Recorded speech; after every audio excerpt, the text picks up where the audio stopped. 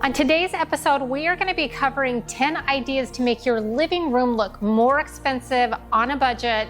The fun little twist that I've added this time around is that we are going to be doing a cost tracker, DIY versus pro, so you can decide which works best for you and your situation. Now, I'm always telling you at the end of every episode that you are more powerful than you know. It's something that I truly believe. So if you stick with me, I'm going to show you just how doable DIYing some of these projects can be, and I'll hold your hand along the way. But let's get started with our first idea, which is a project that we did recently, and it is very DIY friendly, and that is adding a window grid. Adding a window grid, there's just something about it that really customizes it on a window. It also works on a door. So recently in this living room, we added some peel and stick window grids. Now you can order custom ones that are made out of wood that you can paint any color you want. Those get pretty pricey. It might be something I might want to try and DIY one of these days out of wood, but I found this peel and stick product that is very convincing,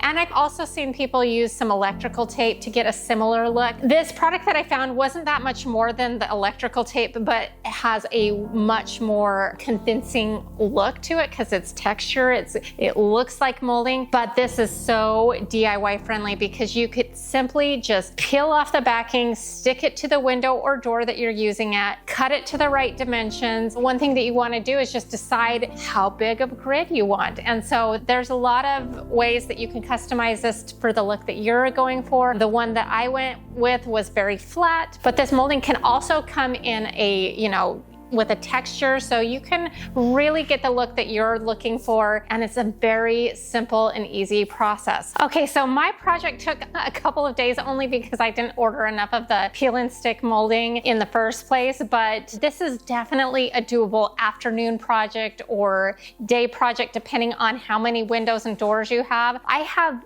4 big slider glass doors in this living room. The total cost was about $100 to do these doors, and just to compare and contrast that to hiring a professional, and just to give you some context on where I came up with these numbers from, was I took the average living room size in the United States, which is about 300 square feet. I took the average ceiling height, which is about 8 to 9 feet is what they average. And then I took the average door and window number based on that. So that's 4 to 6 door window combination is what they said. So those are the inputs that I have for all of the numbers, is basically what the average living room is like in the United States. So that's how the pricing came about. To hire out custom window grids by a professional would cost you about $2,800. That's what it's telling me. Best guesses. That's a lot of money. I'm sure they're beautiful, but I am completely happy and have the same level of satisfaction with our DIY version. It looks stunning. It really elevated the look of the sliding glass doors. I also repainted the door handles so they matched out everything, and it really took a builder grade look, elevated it, made it look custom and expensive,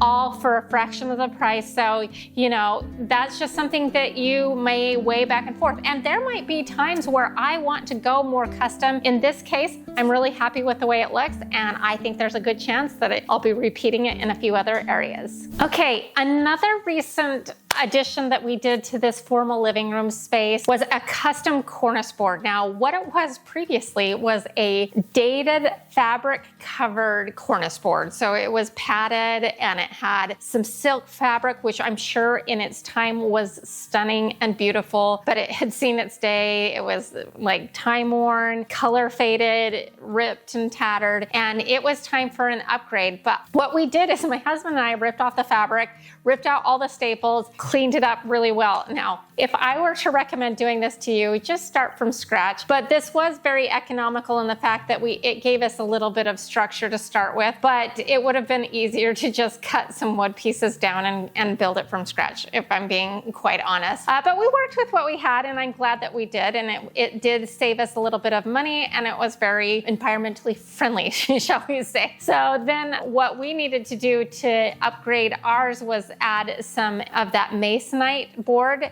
that's very, very thin. It's like the dark brown. It's very smooth, so it paints up beautifully. And then I just took some trim that I had in my shop, very economical, affordable trim. We did some picture box molding on it, a little bit of a faux crown treatment, if you will, on the top, trim on the bottom. And this, mind you, was a very big cornice board. It spanned about 14 feet is how long it was. One thing that you really want to do if you're doing a cornice board is make sure that you putty and caulk all of the seams and make sure that it is pristine, because that is the difference between it looking DIY and looking professional. It's really taking the time to get a good quality finish prior to painting. And then I primed everything out and did a couple of coats of our trim paint to match all the trim that is already in here, then reinstalled it. And it was like night and day difference of the before and the after. It's amazing how that cornice board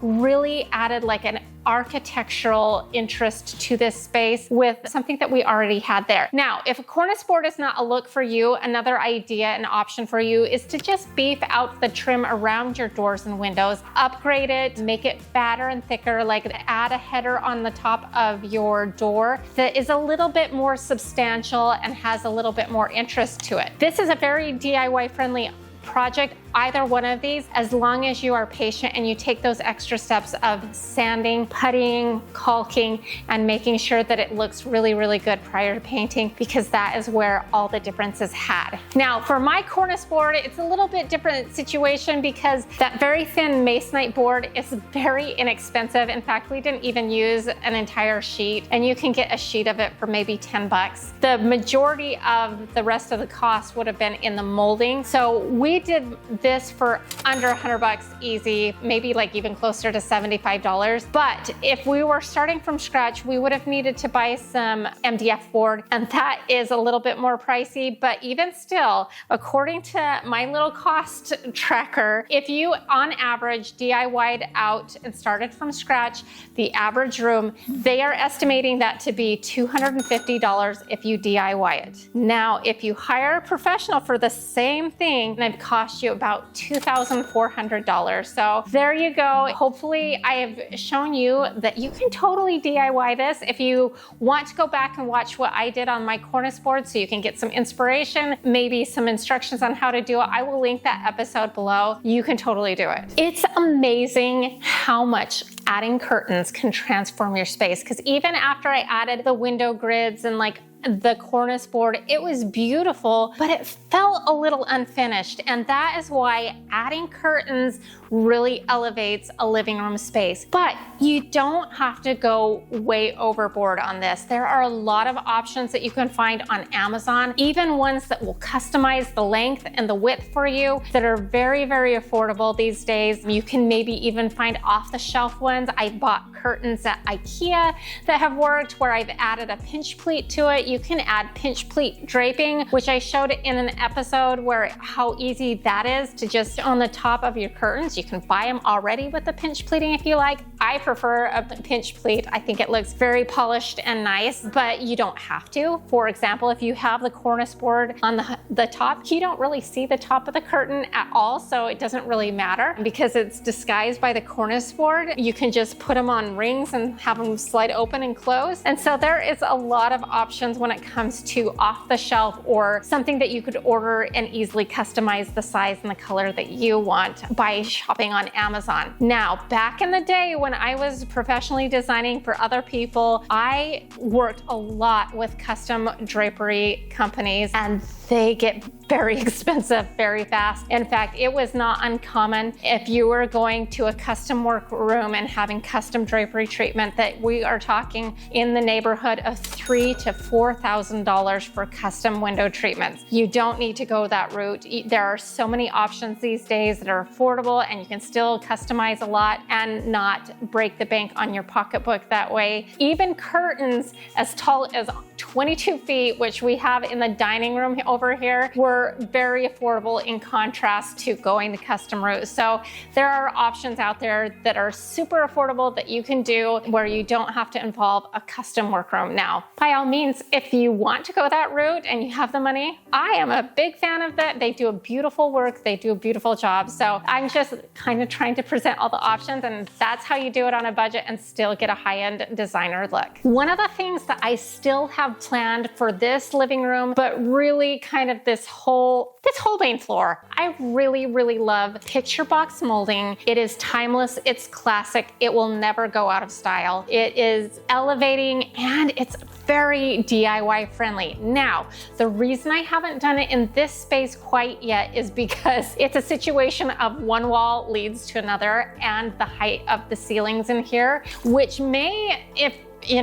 may introduce the idea of maybe wanting to do it professionally because of the ceiling height. I think I will probably try and DIY it myself and just get proper safety protocols to do that. But the reason why I haven't done it is because we've got 23-foot ceilings in here, and each one of these walls runs into like another room. It runs into the entryway, to the dining room, to the living room, this living room area. It's a bigger project in this area, but if you don't have the magnitude of height and you have the 8 to 9 foot ceilings, this is a totally doable project. I've done it in a couple of other areas in my house. I have it planned for many rooms in my house. I've done it in my bedroom. I've done it in the breakfast nook, and it is so easy to do. You can paint it out in your original wall color and have it be tone on tone. There's areas where I painted it out all white, and that is beautiful. But it is as simple as doing 45-degree cuts, and on top of it, as an added bonus, a lot of the picture box molding that you can get can be just cut with miter shears, and you do not need a saw, which is huge. To make it easier, I would recommend using a brad nailer, because that will just make the whole process go well. But again, it's caulking and puttying and sanding and taking the time to do all of those fine details that really make it look like a professional job, even though you DIY'd it. So this again is something that you could totally do, and according to our little cost tracker, you would spend about $250 on doing the average size living room in the picture box molding. It's, again, I can link some of those episodes where I've done the picture box molding to show you just how simple and doable it is. If you hire a professional to do it, you're going to be looking at about $2,000 to hire it out for something that you can totally do. But again, in this case, and you have maybe high ceilings that you don't want to contend with or something, that might be a good time to call in the professionals. That'll be just a call that you will need to make according to your budget and your circumstances. Either way, it will lift and elevate the look of your space. This next one may intimidate you if you are just beginning with DIY. But I want you to know that just a few years ago, I never thought in a million years that I would be able to build a fireplace or a fireplace mantle. It sounded completely out of reach, but what I knew is I really wanted a fireplace in my living room. I wanted one my whole adult life, and I wasn't willing to spend the money to hire a professional. So I just pulled my bootstraps up and gave it a try, and I was so surprised. Now, my first attempt at this, if you've been watching my channel for a while, is I started with the center fireplace piece, built that out. I framed it out. I had all of my measurements and dimensions. I took my time. I made sure that it was properly mounted into the ground so that it was super sturdy. I don't even know that I would have necessarily needed to do that, but that made me feel better that it was mounted into our subfloor securely. I used brick paneling that I ended up painting out white. It was very convincing, really looked like brick. And then I used that around as in lieu of real brick or tile around the fireplace unit itself. Then I built out a mantle, and I was astounded at the results. I was so excited and proud of myself. And that's the thing with DIY, is you will really surprise yourself. And if you're nervous about it, just take your time. There's no rush. You can work at your own pace, watch as many tutorials as you need to get yourself through it. But it was so rewarding to be able to do something like that. Now, recently, we bought a home that did have a fireplace, but it did not have a mantle. And I really wanted to have a beautiful high-end mantle. Now, the one that inspired me and that I really, really love was a cast stone fireplace. It was about $4,000 to $5,000 for the mantle that I wanted, and I knew that I would never spend that on a mantle, but I really liked that look. So I went about replicating this just a few months ago, not too long ago, building this mantelpiece of my dreams. It was not cast stone, but it really would fool you because it really does look like cast stone. I used a lime washing product. It is stunning. It's beautiful. I'm thrilled with the end result. I cannot believe we were able to replicate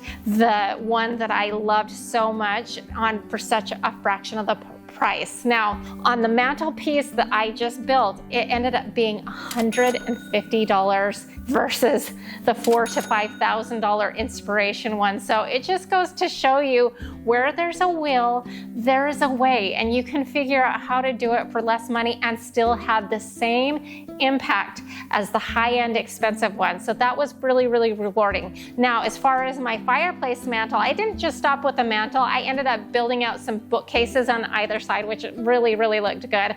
But for the fireplace section itself, it cost me about $800 to $900 to build that in total. But if I were to hire that one out, we were looking at $4,000 to $5,000 to hire just that section out. If we added on the bookcases and everything, we were looking at the ballpark of like $8,000 to $9,000 to hire out professionally, and we did it for pennies on the dollar. So if you're willing to work really hard and be patient and learn some new skills, I do think that it is doable to DIY. However, maybe not for everybody. So decide whether that is in your budget to hire somebody out. Do a lot of research. Maybe you can find a very skilled handyman at a better price, finished carpenter, and be able to offset some of those costs by going with a very skilled handyman instead of a finished carpenter. So there you go. All right, next up is the invisible luxury, and that is scent. Now, there is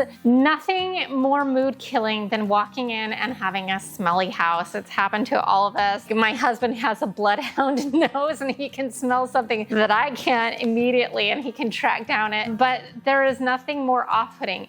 And at the same token, there is nothing more uplifting than a yummy smelling home. And so scent is super, super powerful. And it's one that I've mentioned before, but I wanted to talk to you about different options and also cost, because there is a lot of variation, believe it or not, in candles and scents and their ability to give luxury feeling, if you will. So there are some candles that don't have a very pleasant smell. So I would try to avoid some of those. My favorite candle I have burning right here is very, very affordable. It is called Italian Linen, and it comes from Hobby Lobby. And I believe that the candle runs normally at full retail price, $25, but I never spend full retail price. I always wait for it to go on sale. So the candle ends up being about $12, which is such a steal. It smells really high end. It smells like you are in a luxury hotel or spa. It's so pleasant. I love this scent. But let me tell you,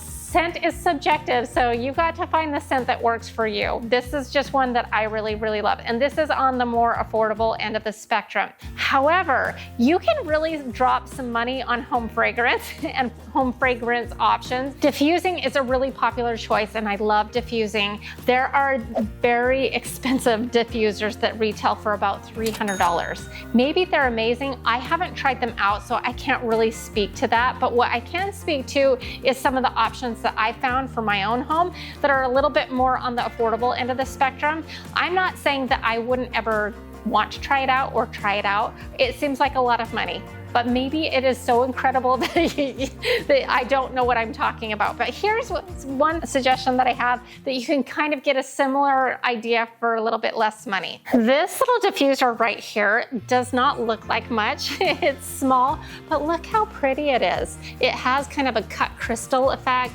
I have another one in my bathroom that's very similar, cut crystal. It's not very big, so you do have to refill it more, which is maybe one of the drawbacks of it. But this was less than $20. I can't remember the exact price, but it was definitely under $20. It's beautiful, beautiful, beautiful, and it really diffuses. Like if I start diffusing in this main area of my home, it really spreads everywhere nicely. So, so nice. for a diffuser, very affordable and high-end looking. And so it's beautiful. Now, maybe this style doesn't work for your home. There are a lot of options on diffusers where you could get something a little bit more contemporary and all of that. Then I did my research on like the most bougie diffusing oil, because you can use essential oils, you can use whatever you want. I haven't done like a massive amount of research on this, but this is one that I did search out. This smells like the most high-end, beautiful hotels. Now this is by Aromatech. I ordered this off of Amazon. This is a little bit more of a splurge diffuser, but not as expensive as the ones that I was just referencing. This scent is called Santal Escape by Aromatech. This is their smaller version, and a little goes a long way, let me tell you. 10 drops, your house will be pungent. It smells so good. It smells like a high-end, like musky cologne meets like a really high-end hotel. It is amazing. I love this scent, Santal Escape. What I will say is when you buy it in a smaller bottle like this, it is more expensive per ounce, but like less expensive for your pocketbook, if that makes sense. So this little bottle is about $25, but if you buy it a 4-ounce bottle, like the price per ounce drops like by a quarter. So you may want to take that into consideration. But before I did that, I wanted to make sure that I really loved the scent, so I bought the smaller version. It is so good. I mean, honestly, one of my favorite home fragrances ever. And so when you just diffuse that into the air, your house will immediately feel like you've been transported to a very expensive bougie resort and make your home feel just so delightful. But again, scent is subjective, so you need to find a scent that works for you. And these are just a couple of suggestions of mine. Cost savings. So my options that I've shown you are between maybe, we'll call it $15 if we include sales tax for this candle, and maybe $50 when you include the price of the diffuser and the scent oil that I just shared with you. So $15 to $50. If you went like the more expensive route of the very nice diffusers that probably you don't have to refill as much and I'm sure they are amazing, you're gonna be looking at about $500 to go that route. Maybe it's amazing. If you have one of those, will you please let me know? Is it worth it? I really want to know, but these options that I provided to you will get you the same kind of high-end feel without affecting your pocketbook quite as much. Next up,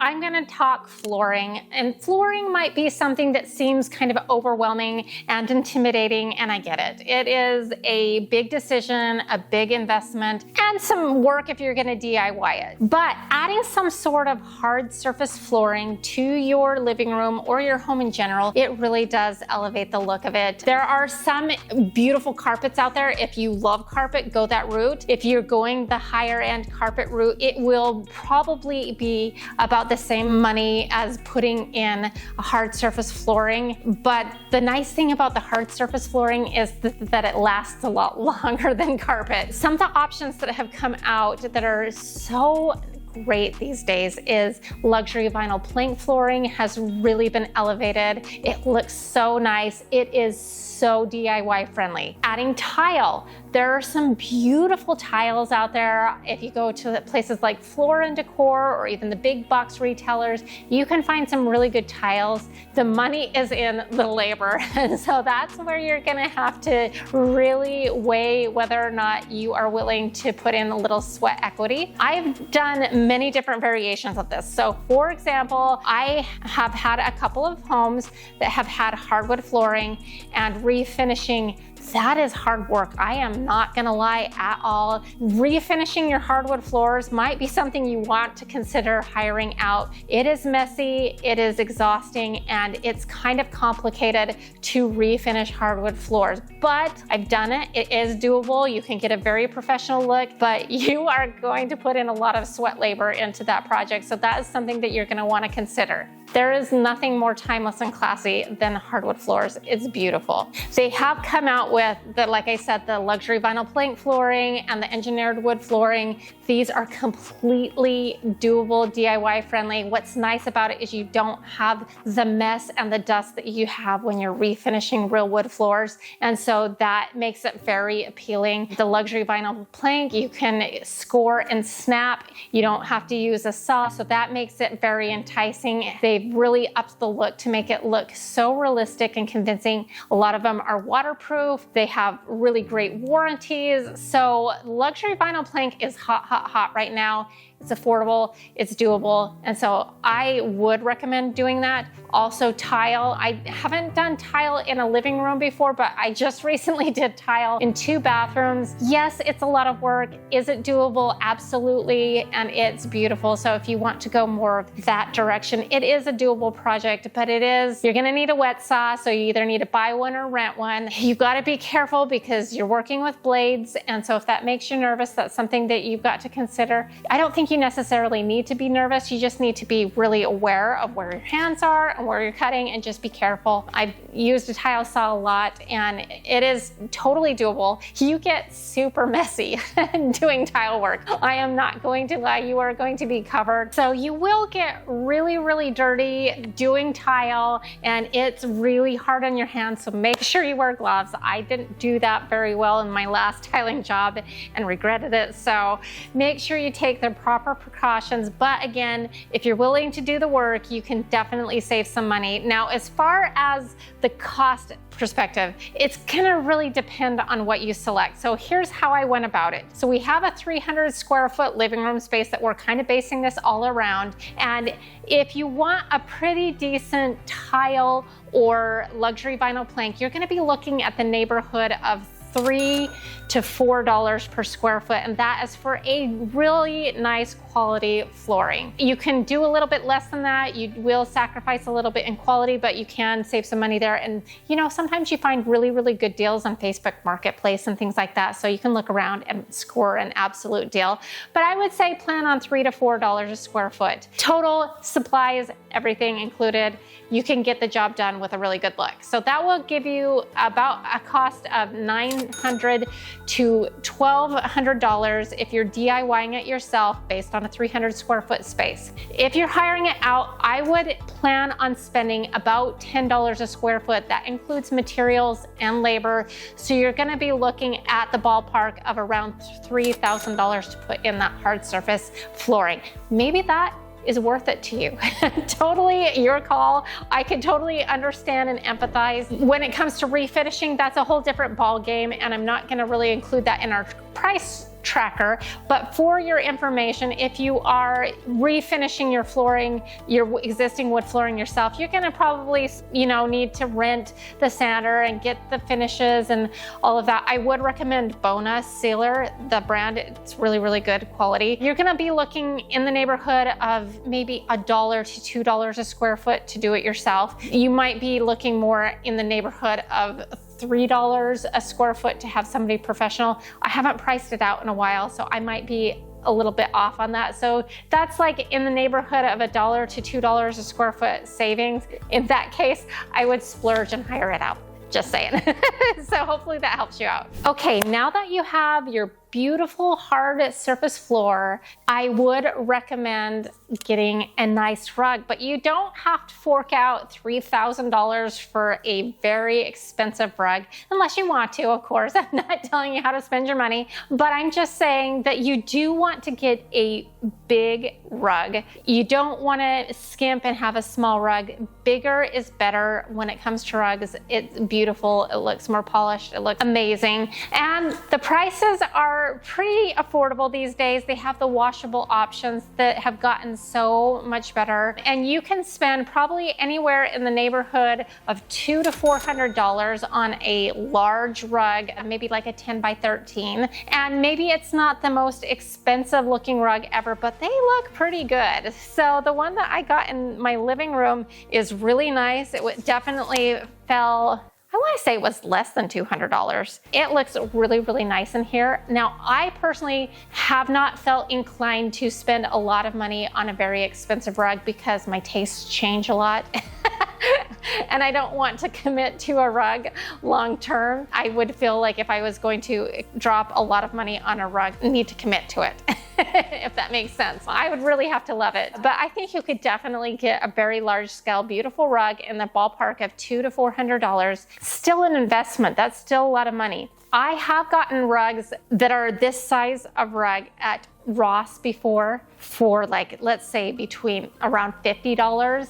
And that does show. So like I got a rug that was a big size rug. I got it for $50. It snagged on the vacuum and it looked terrible in no time flat. So I would do a little bit of research online, find something that has been well reviewed and you can see how things are holding up and how people are enjoying that rug. That is so helpful when you have that information rather than maybe going in and buying something blindly for $50 at Ross and regretting it very shortly thereafter. So just keep that all in mind. So when we're talking about, we've already kind of talked costs. When you're gonna get like a decent rug, you're gonna end up spending $200 to $400 versus you could spend up to $3,000. Oh, who knows? There's probably rugs that are like way more than $3,000, but just for kicks and giggles, we're gonna call it $3,000. But you can get a very good look for what you need in your home for in the other range. And so, yeah, just do your research, do your homework, and look for online reviews. Those are so helpful these days. I cannot tell you how much lighting impacts a room. So first of all, I love light. I love natural light. So windows are awesome. But if you can't get new windows, what's another way you can bring in light? And that is just other lighting. And it has gotten so good because what's really neat is they have LED lighting now where you can select whether you want it to be warm light or daylight or bright white, and like you can get the look that you want all out of the same light fixture. So if you can add recessed lighting anywhere with the new, more contemporary, updated LED lights, I would highly recommend it. As far as like switching out recessed lighting for the actual light itself, it's probably like $10 to $13 to switch that out to these ones where you can pick which color of light you prefer, the daylight versus soft light, warm light, and bright light. You know, it has, a lot of them have like 3 or 4 different options. Totally would recommend that. We haven't done it in this living room quite yet because of the high ceilings, but it is on my to-do list. And then that brings me to my other point is if you don't have any lighting in the room at all, if you can add overhead lighting or lighting elsewhere, it is really helpful. For example, this living room at night kind of gets pretty dim because we only have one dated recessed light up there. I want to add a beautiful light fixture. My brother-in-law's coming in a month and I'm hoping he can, it's already wired for it, so that's kind of helpful. I'm hoping he can be the brave one to get up there and wire that light for me. So that's the thing you need to consider. Is this something that you would want to hire out, or is this something that you can DIY? Now, me recommending to you, I'm going to tell you to hire a professional all the time. I'm not going to tell you to wire your own home because that doesn't seem very responsible of me. But I have personally wired several light fixtures in my own home before. I love to hire out the ceiling fans because they're a little bit more tricky because they can get off balance if you don't get them all lined up correctly. So I generally like to hire out the ceiling fans, but sometimes it's just really easy to swap out a light fixture for another light fixture and give it a more updated look. So that's something to consider. Adding extra can lighting, I think, is totally worth it. I would hire a professional there if you're adding lighting where it didn't exist before, unless you know exactly what you're doing. Definitely hire that out. When we're talking about costs, it's gonna be like your labor plus the cost of the light, and that's gonna depend. So you're looking, for the cost of a light, I would say $200 to $400 if you're comfortable doing it yourself. And then if you're hiring out a professional, you could probably expect to pay, according to our information, about $1,600, unless you have a family member who might be an electrician. Maybe they'll work you a deal. So anyways, lighting really affects. Another thing to consider is maybe putting things on dimmers, because that's kind of fun to have in the evening, maybe softer light, and maybe there's times where bright light makes sense. So the dimmers is just a simple way to give you some options. And again, there's just so many smart features these days. So we could spend a lot of time on talking about lighting, but anytime you can add additional recessed lighting or lighting in general, that would be a good investment. Okay, so this next idea is totally DIY friendly. So I would definitely steer you in this direction, and that is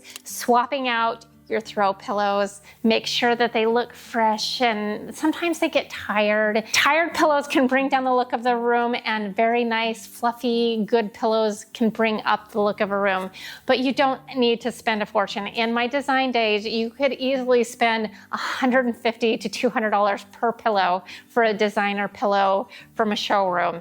I saw it happen all the time. And sometimes it's okay to make those splurges on a very special pillow that really will pull the whole look of a room together. And I'm not telling you not to do that. There are times when I have splurged on a pillow piece. I've got some pillow shams on my bedroom that I got from Pottery Barn, and I love them. And they really tied the look of my room together. And I saved a lot of money on a lot of the other items. So I think that it is okay to splurge here and there, but I think you don't need to splurge on all of them. And there are so many options. Like if you go into Home Goods or Target, there are beautiful pillows right off the shelf that you can get. You can find stuff on Etsy that's either really affordable or really expensive, depending on what you're looking for. This is where you really need to let your personality shine. Buy things that bring you joy. In the whole scheme of things, when you're considering like furniture and curtains and rugs, pillows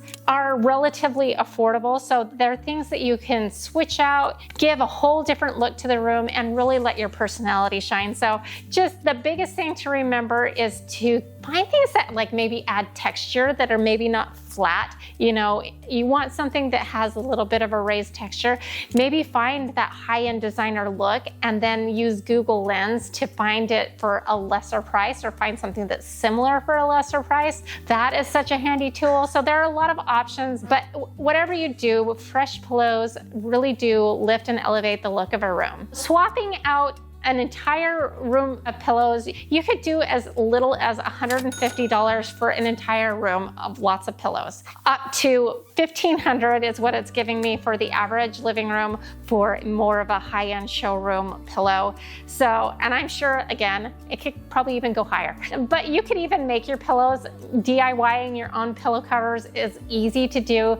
Then you just need to find the fabric that you like. I've made a ton of pillow covers and pillows in my life. You let your personality shine. This is your opportunity to bring the color scheme and your personality into the space with whatever sings to your soul. How did we shake out in the end? I think if you went and hired literally everything out in a 300 square foot living room, you could easily expect to pay $25,000. Now I've designed some rooms that were $35,000. They're beautiful. They're stunning. Everything was hired out, and that's the route that they wanted to go, and more power to them. If you DIY'd like all of the projects that we talked about, we are looking at more in the neighborhood of $3,000 to $4,000 total. So we're talking like a $20,000 savings by DIYing it yourself. Now, again, this is like all subjective of what it seems rational to spend to a person or not. So just take this information for what it's worth. My whole point in this is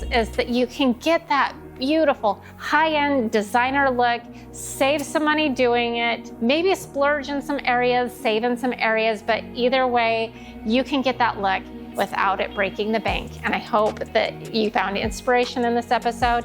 If so, here's 50 other ideas that might give you some more inspiration. And to all of my DIY goddesses, you are more powerful than you know. We'll see you next time. Bye.